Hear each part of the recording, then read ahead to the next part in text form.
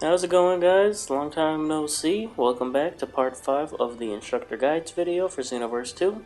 In this video, we're going to be talking about future Gohan. Now, for anybody just here for the basics, he is unlocked after you complete the main story and the post-story objectives. And I'm not talking about any DLC stuff. I'm talking about getting the Toki Toki eggs and doing all of that extra side mission stuff. After you complete that, if you follow the spot where I show you here in this video, he will be there. You talk to him. He needs an advancement test level of advanced to start his quest or start his trainings, and he needs one of God mode to get to the end of his trainings.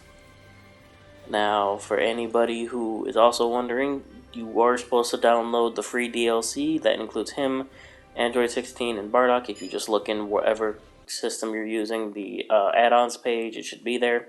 And I believe it should be free. Anyways, for anybody who was just looking for the information on how to obtain him, there you go. Hope you enjoyed the video. Like, comment, all that stuff. And for everybody else, the rest of this video is going to be showing off each of the skills. So if you stay through to the end of the video, you'll be seeing how each of the skills are used. And I will try to give little tidbits when I can, especially for the ultimate attack. So anybody who was just watching for the first part, I'll talk to you later. See ya. And for everybody else, this is Explosive Wave. It's a simple key beam attack, with the difference being if you hold the opposite direction of wherever you're facing, you'll do a backflip before you hit the attack.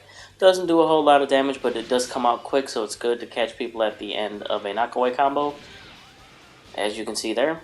So it's not a bad attack overall. I use it quite a bit when I'm running parallel quests, just because it's an easy way to get some free damage off. And yeah, that's really all there is about this attack. So then we're going to go on to the next one now. This one is Sonic Rush. It's a good attack for catching people that are kind of at medium range to you. It's not as good as some of the other newer strike attacks, but as you can see there, it looks pretty cool and does do good enough damage. And, you know, that's all I can really say about it. It's just a good attack. You can try it off of a knockaway. I honestly never did, to be honest, but I don't feel like it would work. I feel like they would get away too fast. And from what I remember, this doesn't hit all that far away. You can't be across the map or anything like that. Anyways, the next attack is... This next attack is Energy Dome. This is actually an evasive. It makes a dome around your character, and if you hit the button again, it'll increase the size of the dome and also knock back any opponents that are next to you. It's a good enough evasive, but there are better ones out there. Yeah, there's not too much more I can say about this one. It's pretty self-explanatory. Anyways, we're going to get on to the next one now.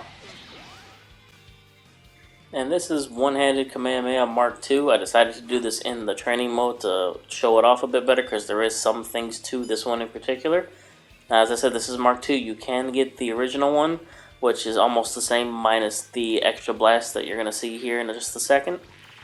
And there's a couple things about this. First one, as you saw, is the startup animation is pretty long. You do a backflip first. That can be mitigated by doing a knockback attack, but also outside of that starting position, and obviously this is a computer, so in PvP this would probably be even worse, but most of the time that second attack won't hit because they will get moved out of the way by just the usual recovery stance after you get knocked away.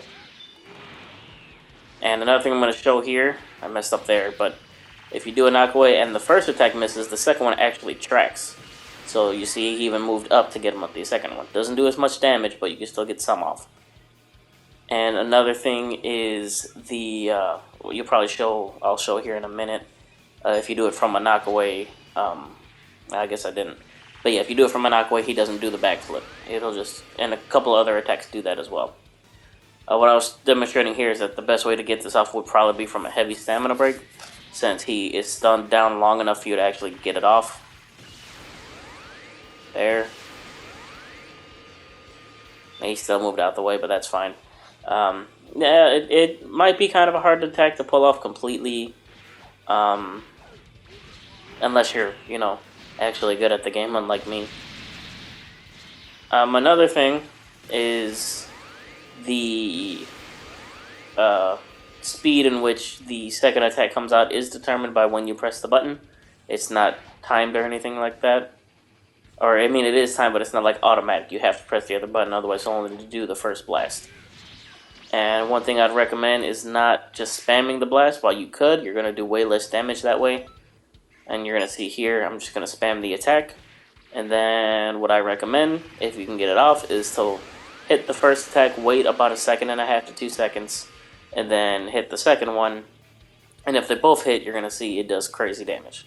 And mind you, I do have a Super Solon that helps with it, but I'm not transformed in any way. And I do about 14,000 damage, almost 13,000. And that's a lot. Anyways, guys, that's all I got for this video. Hope you enjoyed it, and I'll talk to you later. See ya.